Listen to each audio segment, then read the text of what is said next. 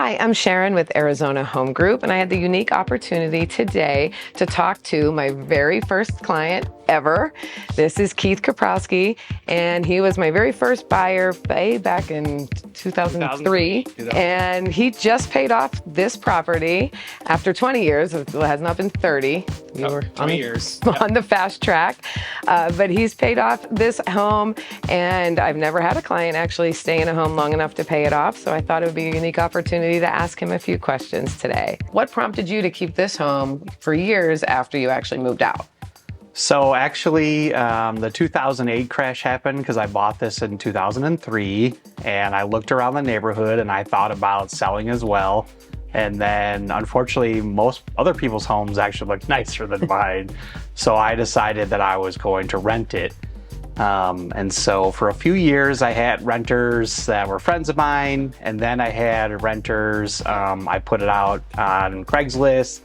And then a little bit after that, my mother actually wanted to move to Arizona. And so I said, okay, my renter's lease is almost up.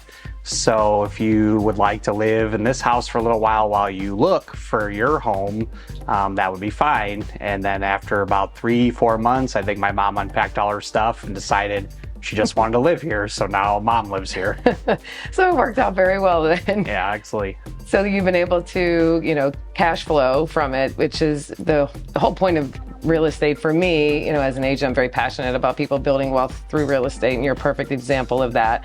Obviously, you paid the house off in 20 years instead of 30, but that's got to feel pretty amazing to hit this milestone. Yeah, absolutely. Yeah, no, I didn't know I could get a house, like you said, paid off in 20 years. I had refinanced also in that 2008 crash when they had the Make Homes Affordable Act. Yes. And so I had a pretty low interest rate, and I just kept kind of chugging along. Well, you got this house in 2003, as you said, for $148,000. So do you have any idea what it's worth today? Yeah, actually, I do watch it in Zillow, these days, and so I knew it was roughly around $400,000. So it's been a great investment for me. Absolutely, yeah. The same floor plan just closed recently for $420,000. So you've got quite a bit of equity now that it's paid off, and you would have, even if it wasn't paid off, you still would have had a great amount of equity after all this time. So for people maybe just going out to buy their first home now, what advice would you give about keeping it and turning it into a rental? That is a good question. I guess, I would say that having a rental is not for everyone. If you get a great renter, it is amazing.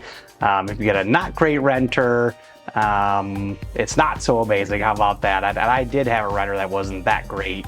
And kind of ruined some things I had to fix. So I guess the advice I would give if you're out trying to do rentals is actually to get a realtor to help you find that renter, because if they have to pay to do a background check and things like that, as I've gotten older, I realized you're going to get a higher quality tenant through that process. Absolutely. Yeah, property management companies can be really helpful. Well, thank you, Keith, so much for talking to me today. And I just wanted to say, when you bought this house, this entire yard was full of dirt. There was a hot tub here. So what do you think of it now?